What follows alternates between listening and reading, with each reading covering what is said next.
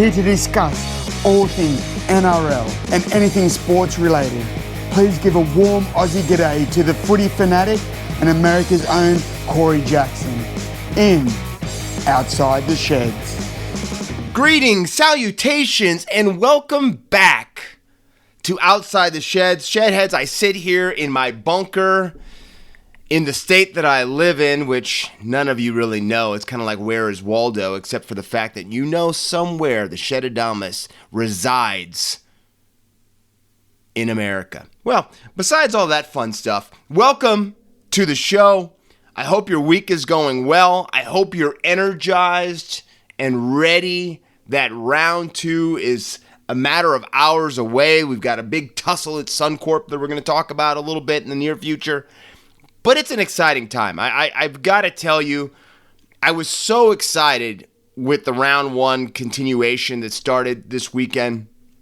Besides the talk that we had of having an incredible time in Vegas with Mrs. Shedadamus and myself as we took over the strip. Okay, maybe not, but still, we had an incredible time. And being able to watch the round continue back on home soil, back in Australia, back down under, it was a really good time.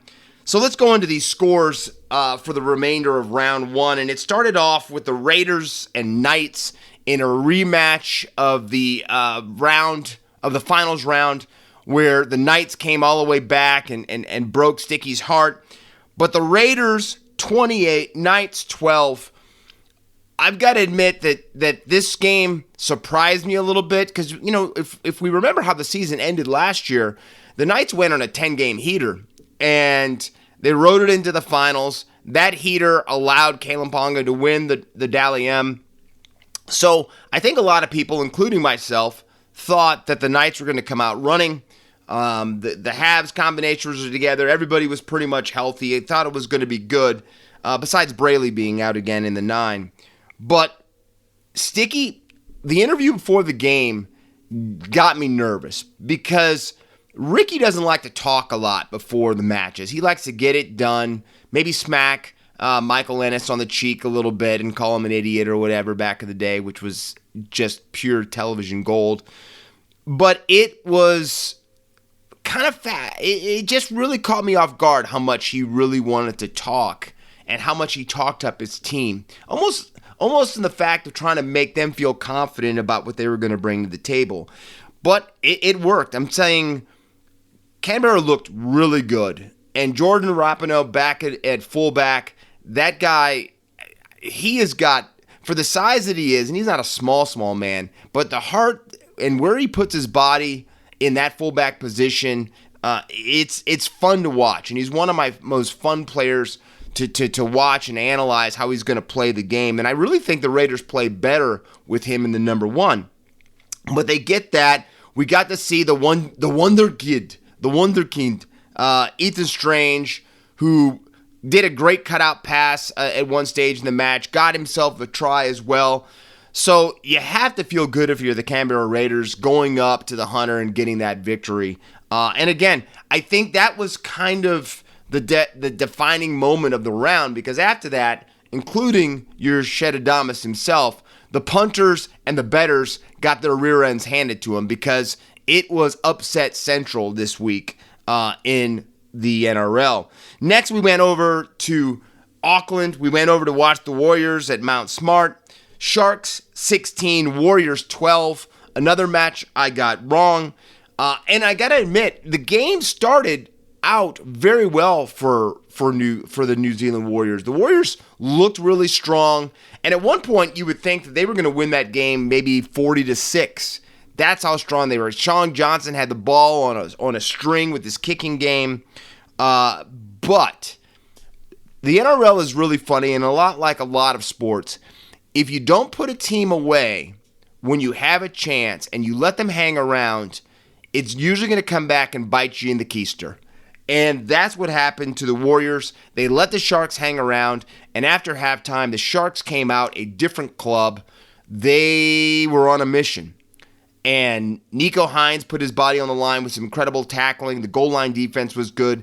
They came out of their end repeatedly. They came out of their end because the Warriors kept trapping them, but the Sharks just kept chugging. But a dominant second half led the Sharks to I think a really season-defining victory. And I know it's only round one, but I think that they're going to be able to draw off that the whole rest of the season. But Sharkies get it done, up Cronulla. Then we had the Panthers and the Storm. Word comes in pretty early on that Cameron Munster is still out with that groin injury that somehow he obtained in the shower, and I don't want to know how that happened, but that's me. But the Storm do it again, Bellyache, and we're going to talk about this a little bit in more detail here briefly. Bellyache leads the Storm 8-0, shutting out the Panthers. Not a great start for Penrith to start the season. World Cup challenge, they did not score any points in the second half, and now being shut out in another 80 minutes of ball. I don't want to say it's something to worry about, because I think it's going to take Penrith a few weeks to kind of get their mojo back. But, it just, Bellyache stays again perfect in round one. So we're really going to touch on that in a little bit here. Bulldogs 8, Eels 26. Whew. And I'm sorry to say this, my Bankstown people, I don't see this getting any better. I think what Cameron Ciraldo's doing in the halves, I don't think that Chad Hutchinson is a half. I think he's more of a 13. And I don't know why they're going with him over Toby Sexton. I would have Sexton back in the halves personally. But it looks like he's staying with Hutch. Well, I call him Chutch. But anyway, he's staying with Hutchinson again this round. Josh Adokar going down with an injury for the Bulldogs. Thank gosh it wasn't a break. Some people thought that it was a break, but I think we're talking more of an AC joint situation. We know for sure he's not playing this coming round. But it just went bad for the Dogs. They never really seemed like they were in the match, which they weren't. And as bad as they were, unfortunately for them, the Eels were playing top-notch football. I would say the only problem for Parramatta coming out of that match was Mitchell Moses' groin injury. And I was a little surprised that Mitchell Moses stayed in the game. I know they taped him up. We watched it in the sheds at halftime as they were putting a heavy tape job around his groin. Dylan Brown stepped up with an incredible kicking game. The King Gutho is going to be King Gutho no matter what. But for a team that I have outside the 8, it makes you kind of go, because Parramatta looked really, really good. Yes, Tom, I just said it. The yellow and gold, the blue and gold, whatever, looked really, really strong. And I think a lot of pundits and a lot of people are a little bit second-guessing not having the Eels in their top 8 if they didn't. But I think, again, leaving that match, I thought Parramatta's going to have an all right season. I just don't know if they're going to have a top 8 season. But the Bulldogs, and then Cameron Ciraldo coming out after the match, almost really positive, and he might be doing that as a spin to kind of not get down on his team already this early in the season. But for all the things he was talking positive about, I was kind of looking at him going, wow, all right, well, your team still got pretty much shellacked on the pitch today. And so, anyway, to me, the Dogs are still right where the Dogs were. Thank gosh they might have a few places. I know that Connor is back in for on the wing for Josh Adokar, playing his old team with the Sharks this week. But again, not a lot of positives coming out of that to me for Canterbury. So, Dragons 28, Titans 4. Wow. First off, it's so good to have Shane Flanagan back on sidelines as in the coaching role. It is kind of a little strange because he's left from the Sharks to become St. George's coach, and the rivalry between the two clubs. But, man, that team, to say that that's the same team that we've watched the last 2 seasons, don't ever try to tell me that coaching doesn't make a difference with players and belief doesn't come into that. Because for a while we were just talking so badly about St. George. We were talking about, how bad Little Flano, how bad Kyle was in the halves, and, the Bulldogs just couldn't find a place for him. And, here's what I take away from that. St. George will not be partaking in the wooden spoon this year. And Shane Flanagan even said that in his press conference. All of you who predicted that we were going to be the bottom team, you're very, very wrong. And he kind of chuckled, almost like he knew the joke in the room and nobody else did. But for as good as St. George was, the Titans just, and I know Jaden Campbell is out in the fullback position, and they're trying some different pairings and stuff, but I knew instantly when they said Kieran Foran wasn't playing, and I wish I'd have known that before I picked the match, but I instantly knew the Titans were not going to win that game. And that's kind of scary because Kieran Foran isn't a young gun. I'm saying Kieran Foran is in his early 30s, probably as healthy as Daly Cherry Evans, his old Habs partner, has stayed. Kieran is the opposite.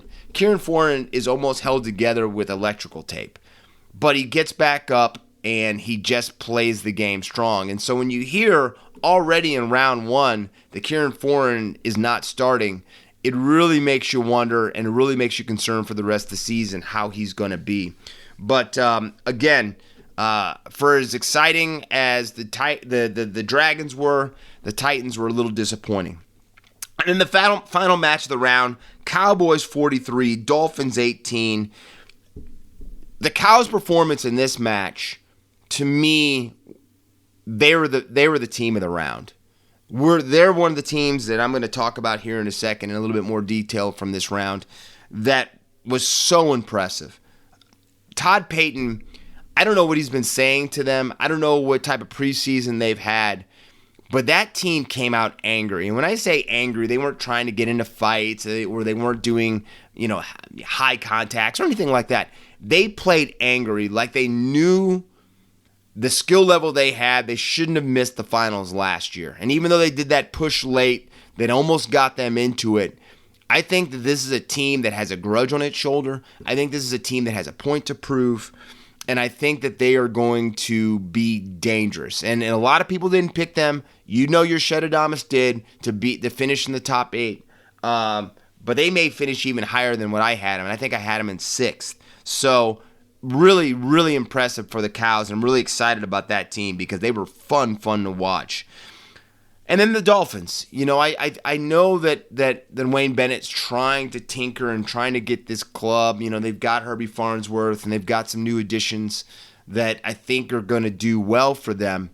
But I don't know. Like that team, for as much as Wayne had them ready to go in round 1 against the Roosters last year, and if you think about it, that match almost cost the Roosters a chance to play the finals, at the end of the season last year. But that same strike wasn't there, and I know the Red Cliff fan base are so behind this team, but there was something just missing with them, and I don't know what it was, but that just was not the performance I was expecting for the Dolphins. I thought, like I picked, that the Cowboys were going to win that match, but I know Wayne is already starting to do some tinkering. He's already changing the halves. Sullivan's not in this round, so it's going to be interesting. I haven't given up on the old genius himself yet, Wayne Bennett, old Clint Eastwood, but I think there's some real serious situations that are going up with the Dolphins. But who knows? This is only round 1, and with it only being round 1, the season isn't made or break with one victory or one loss yet. So, Shedheads, like I said, you probably already picked it up. The two teams that impressed me the most after this entire round is now finished is St. George and North Queensland. And the thing that I think is so cool about this is these are two teams that did not make the top 8 last year. But they've already given their fan bases a lot of hope and a lot of belief that 2024 is going to be totally different. And I want to start with the Red V because they came out fit and firing. And I know Shane Flanagan knows and he feels that a good side is a side that is going to be in the game late. And the only way you can be in the game and in the match late is being in incredible shape.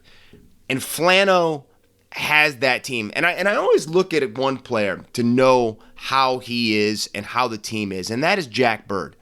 And Jack Bird probably looked the fittest I've seen him in a long time. I know he's coming into the season pretty healthy, But Jack Bird looked fit. He looked like he was dialed in. I know that after he got up to the Broncos, he really had some second thoughts about leaving the Sharks the way that he did. I know money is always a big thing, and I know with his partner situation that was some of the determining factors.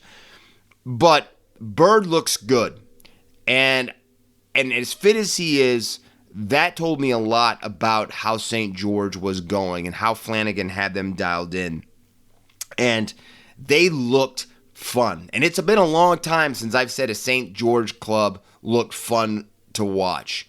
And they did. They looked great. And I was impressed by the halves combination with Ben Hunt and Kyle Flanagan. I think that Kyle Flanagan, playing underneath his father, has the potential to get back to where he was at. And that was, and a lot of people forget, the Roosters came hard for Kyle Flanagan to make him leave the Sharks. I'm saying they were throwing some money at him to come and be in their halves. And it just didn't work, and it didn't work there. And then he went to the Dogs, and we know right now the Dogs can kill a career as bad as kennel cough can a real dog. So it just did not, none of the destinations really fit Kyle Flanagan. And then what do you have happen after that? You lose confidence. And you lose confidence. And he was very close, Shedheads. Kyle Flanagan was very close to head to England. And I think if his father does not get the St. George job, he probably does go over to England to play over there to try to resurrect his career like you see a lot of players do nowadays. But scoring that try, the celebration of him kissing the symbol on his jersey, the logo, the team logo, I was really happy for the young man because these last 4 seasons have been really, really tough on Kyle Flanagan, and that I think that he's persevered. I think he's going to be rewarded, and I think he's going to play with the freedom the rest of this season that's going to be rejuvenating to him. And I think it could buoy St. George to some pretty impressive things. And you've got a happy Ben Hunt. This is also, Ben Hunt is a guy that wanted to leave to go back to Queensland. And now he's so excited about playing under Flano and the direction he thinks his club's going. You don't even talk about hearing him leave. So Kyle Flanagan, Ben Hunt, I think this halves pairing is going to be something special this season. Mark my words. And then finally, Tyrell Sloan.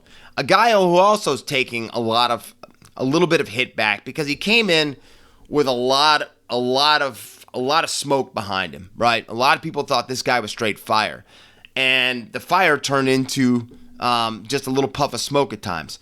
You'll never say that Tyrell Sloan right now is the greatest defensive fullback in the game, but what you saw with his 3 tries is that he is explosive.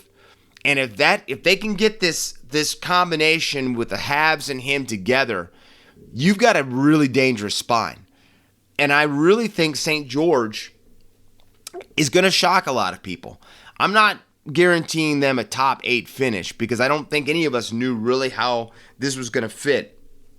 I did have confidence again that Flano was going to turn him around, but it's going to be interesting, and I am really, they're going to be a team that I watch a lot of their matches because I want to see if that Flanagan magic has really got them where I think they're going to go. So kudos to St. George.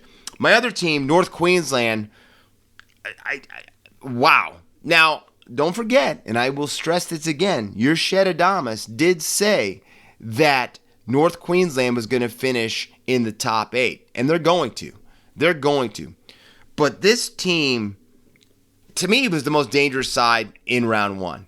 They played a fun style of football. They looked like they had business. And even though they were playing, to beat a fellow Queensland rival club, they look like, yeah, okay, Dolphins, we're going to take care of you, but we got some real stuff that we've got coming down the horizon. Right now, I've got to tell you, Shedheads, North Queensland is the best team in Queensland right now. They're ahead of the Broncos. They're definitely ahead of the Dolphins. They just have that it right now. And as long as they stay healthy, they're going to be a dangerous club, pushing top 4 now instead of 6 like I had them. And the cool thing about this team is from old veterans and Kyle Felt to the young guys, Zach Labott. Both these guys scored tries. But I think when you have a club that's really juggling its place and what it wants to do, the thing that you have to look is, they're going to continue to go on and make things happen. And I think that when you have young blood and you have old blood and they come together and they're concise and they feed off of each other, I think that's when you know you've got something special. And for this young man, the move that Zach did running down the line, besides his 2 tries, but that flick dummy that he did, I don't know if I have not seen that. I know Benji's done some incredible things back in the day, but a flick dummy pass, and he sold everybody on it. And to have the brass cojones to pull that off in a young career like that, again, shows you that the team is playing with a lot of confidence. And, I like I said, we remember how good this team was 2 years ago. And I think last season was a little bit of an aberration, that it was not, it was something that no one was expecting. But this is a team, again, that is going to be knocking on some pretty impressive things if they keep playing this way.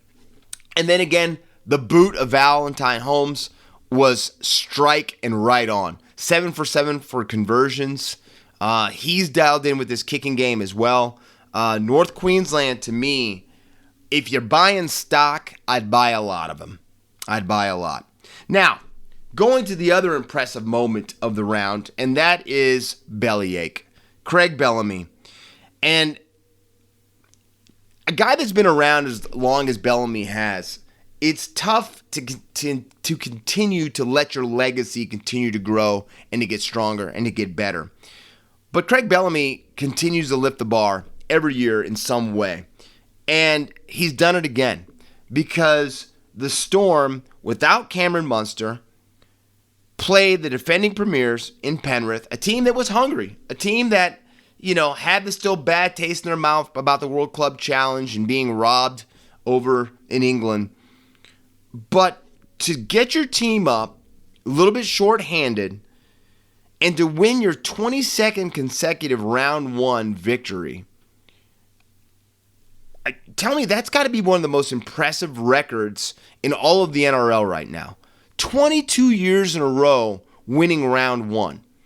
And even though coaches will tell you and pundits will tell you that a round is a round, starting off with a victory and starting off the season on a positive note, you cannot weigh that. You can't, in gold, you can't really figure out how much it's really worth, because it's, for a coach to be able to come back into the sheds after a victory, even if he thinks you have to lift your game up, but to be able to come back into the sheds with a victory and with house money already in your pocket, you can now coach your team up even harder, but still be proud of them and give them a little bit of a pat in the back.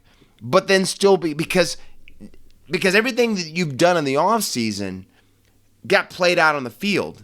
So you're already looking at your coach like, okay, you've already led us to this. What else can you teach us? And that's what Bellyache's been able to play with for so long. For so long. And it's he's one of the greatest coaches in the history of the game. And this record right now, there's none of the greats right now that have done what he's done with this round 1 consecutive victories record.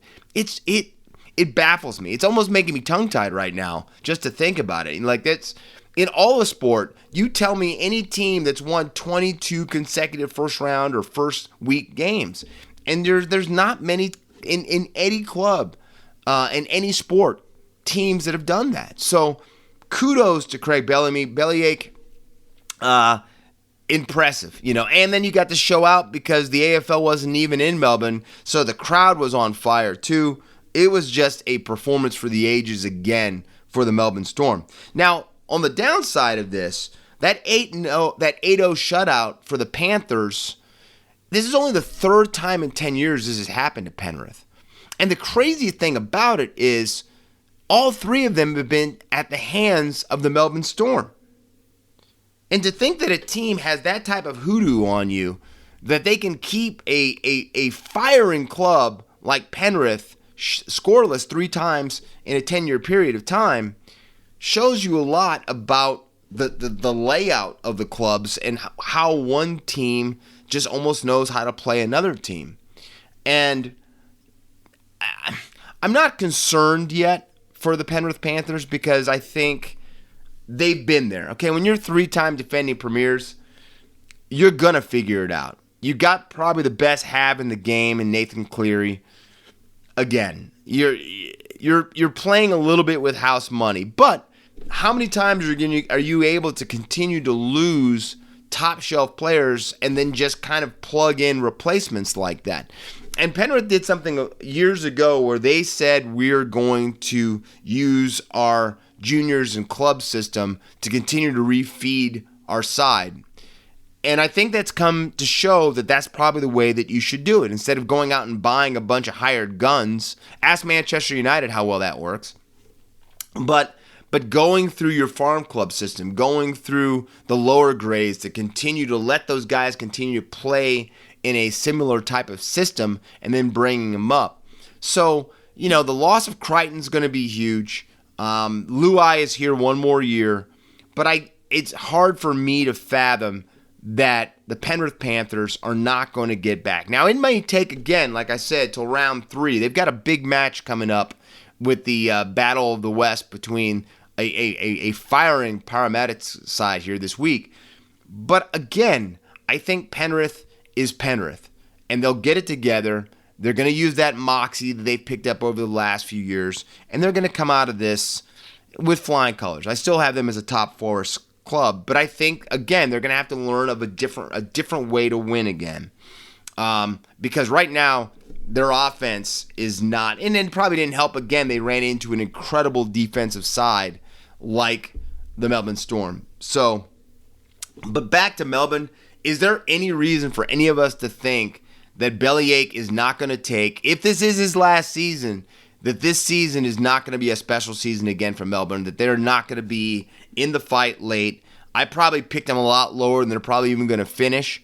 But again, Monster's going to be out again this round. A lot of people don't know the seriousness of the injury of his groin, but they say he's putting the work in. But even without him, they're still playing incredible football. So be expecting some pretty big things again from the Melbourne Storm. Now, as we go into the 40-20, kind of a slow. Okay, no, it wasn't, not at all, because everybody had been waiting for the story of the last 2 weeks in the NRL, and that is the whole racial incident. Ezra Mann, Spencer Leniu, what's going to happen? We know right before we went on air last week, Spencer Leniu came out. He admitted guilt. He copped a guilty verdict on himself, said that he did the things that he had been quoted as saying, that he did say the racial slur to Ezra Mann. And now everybody had been waiting, the NRL has not done a lot wrong to start the season. We know that Peter V'landys and the boys are playing with house money right now because of Vegas and how well they pulled that off. But I think waiting as long as they did for the judiciary to come down with their sentencing for Spencer Leniu, I think they missed the boat there. But with that being said, we all know now 8 weeks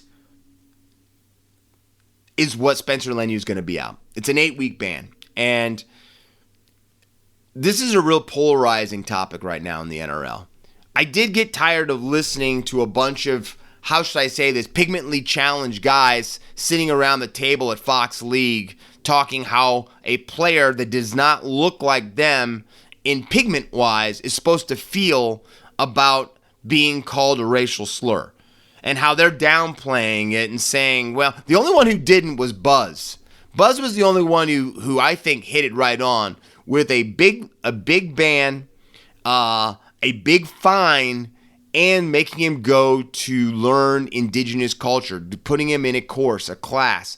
Because Spencer Lenu's coming out saying that he did not know that saying that slur to him was going to be so offensive. But let me ask you a question. If he didn't think it was going to be offensive, why did he say it to Ezra Mam with such vitriol? If he didn't think it was going to be offensive, why would he use that choice of word to say to Ezra Mam to get under his skin? So I'm calling a little bit of BS on Spencer Lenu's part where he says he didn't know that it was a racial slur. Because he knew it was enough of a slur that it was going to make Ezra Mam upset. So think about it that way. So even though you may come out and say, well, like I didn't know that it was offensive, you knew it was offensive enough because you used the word. Right? You used the phrase to say that to him. And if it wasn't anything that was going to get him upset, he wouldn't have used it. He would have used a different word or a different phrase. So I kind of call BS on Spencer Lenu a little bit. Maybe he didn't know the gravity of the phrase that he was using. But he knew enough, again, to use that terminology and that phrasing and that word to get Spencer Lenu to get Ezra Mam upset. So I don't buy that at all. But again, I don't want to listen to a bunch of pundits that don't look like and don't have any representation on their panel say how they think that the NRL has blown this out of proportion. One of you guys shouldn't even be on that set, but that's me, okay? That's my feeling as you kind of downplay what right and wrong is. But then there's other people, from JT, Jonathan Thurston really thought that the NRL got it wrong. JT wanted a 12-week ban. And that's a lot, okay? That is really a lot. But my thing is this. You've got to be hard if you don't want anyone else to do it. You've got to be tough if you don't want anybody else to even think about using a word that might get somebody upset, besides calling them a knob or something like that, right? And so I don't mind Jonathan Thurston thinking 12 weeks. Matter of fact, I'd have no problems if they would have given Spencer Lenu 12 weeks. Because if you want to really eradicate something out of the game, you've got to be beyond hard. But to me, if you were going to give 8 weeks, to me, you'd have to go 8 weeks plus a $75,000 to $100,000 fine and then sensitivity training. That's, to me, what you do. You hit players in the pocket. That's what affects players. So, like somebody said, it affects their mortgage or how they're going to eat that week or those weeks. So NRL, I don't think you got it 100% wrong, but I do think that you could have really doubled down and made the world and everybody in Australia know this is no joke. This guy's losing half of the season or almost half of the season because of this. We don't play. But it's a lot better 8 weeks than giving him a smack on the wrist, like Paul Gallen getting a fine and some guys not even being, having to miss anything because they couldn't get quote-unquote enough evidence. So it's not a full drop of the ball, and I think it is a tough penalty. I just think they could have really doubled down and done a couple other things to really make it hit home for Spencer Lenu. But one thing we can all be happy about is this is now a thing in the past. Spencer Lenu's going to miss the rematch between the Chooks and the Broncos. So there won't be all of that media there, except the media will be there because Spencer Lenu does say that he wants to apologize to Ezra Mam. So we'll see how that goes. But we could put a fork in this. This thing is done. It's come down from judiciary. So let's move on to just footy-related topics. Now, you know that this is a Tiger's house at times, and we talk about the West Tigers.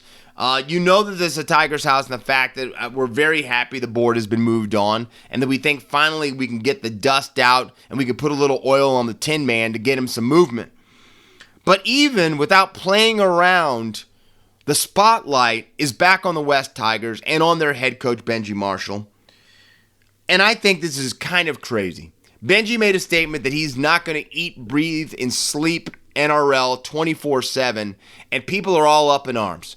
Benji said, I have a family to worry about, too, and I'm not going to sacrifice all of my life towards the game, and that there can be a healthy balance between my assistant coaches, my coaching, and getting good leadership on my team so I don't have to be there, with my thumb on the tack every moment of the day. Now, the funny thing about this is we're going to know if this coaching philosophy by Benji is going to work or not.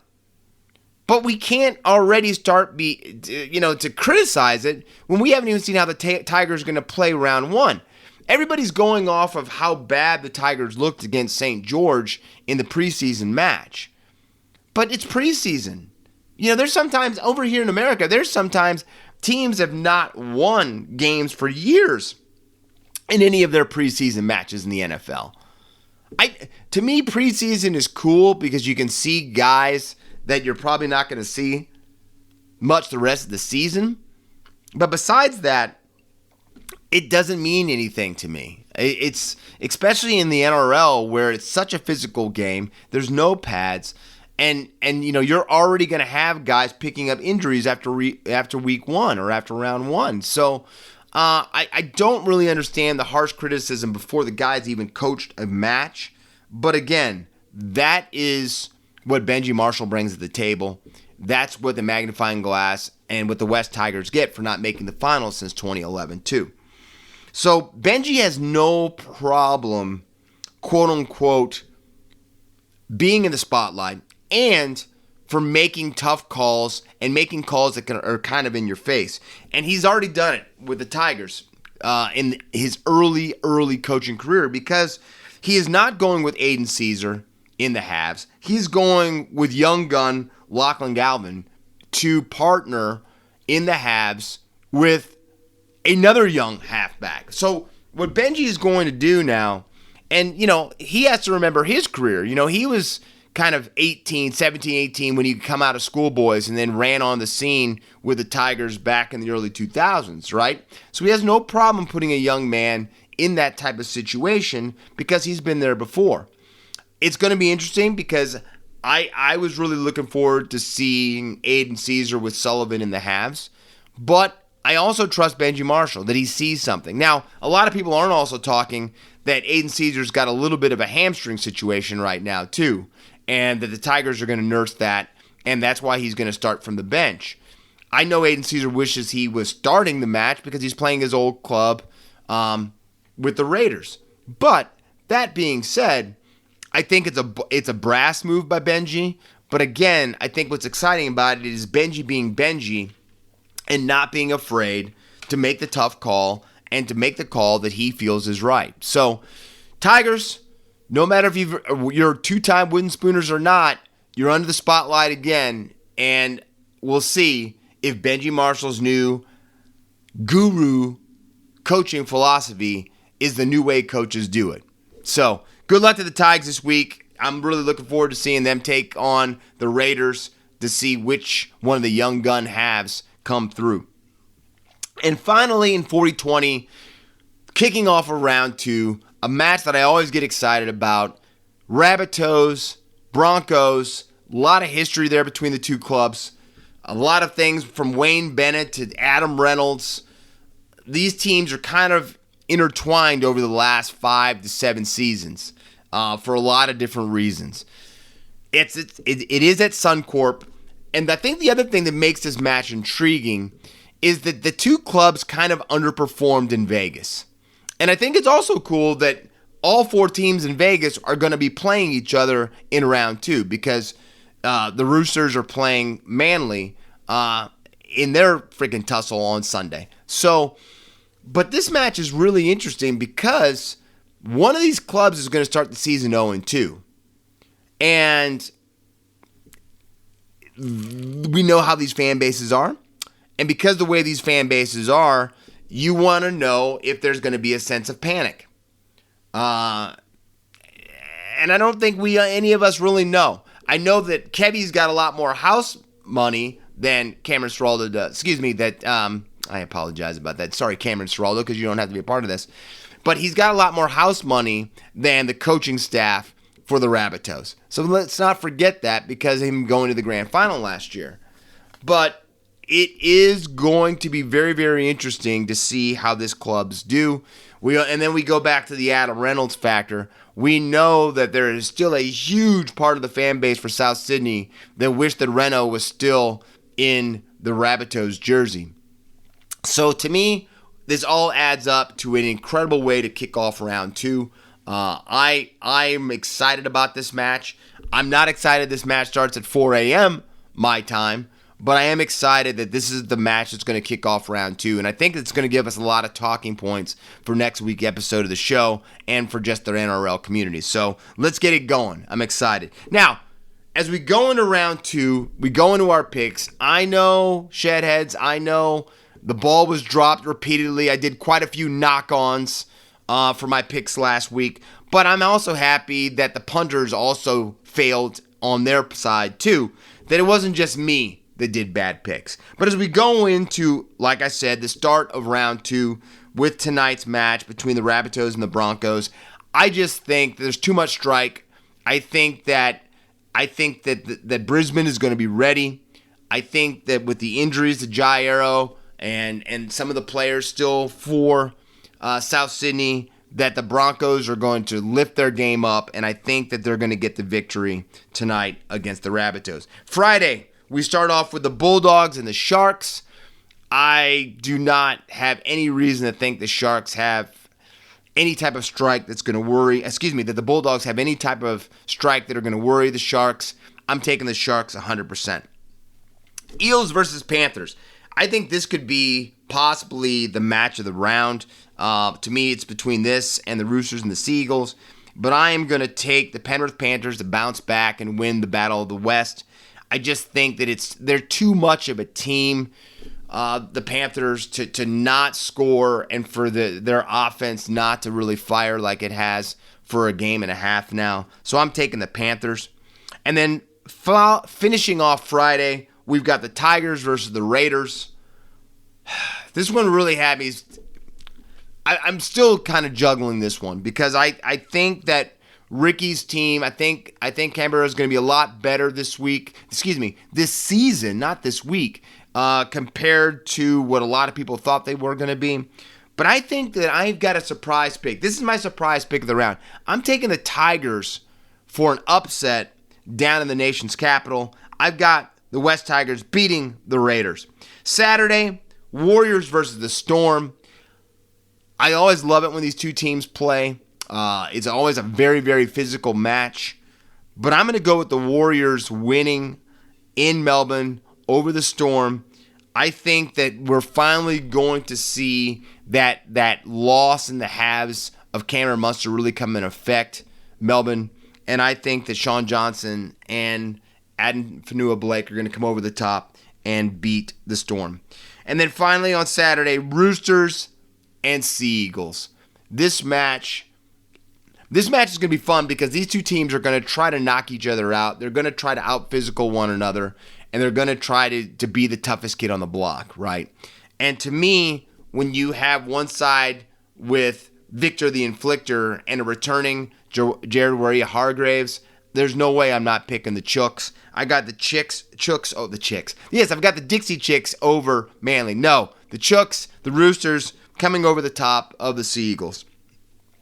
And then we have the Dragons and the Dolphins finishing out round 2.